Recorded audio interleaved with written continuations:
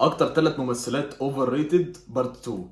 رقم واحد بالنسبه لي وبالنسبه لمصر كلها هي الاستاذه راحه، عارفينها اللي اتكلمت عنها قبل كده وكانت تقفل لي الصفحه. الاستاذه راحه دي بتمثل علشان جوزها منتج، وعلشان هي اللي شبه بتصرف على العمل بتاعها، ولكن الاعمال بتاعتها كلها بتفشل، محدش بيحبها، محدش مستلطف الادوار اللي بتعملها، ولكن هي بتمثل ليه الله اعلم.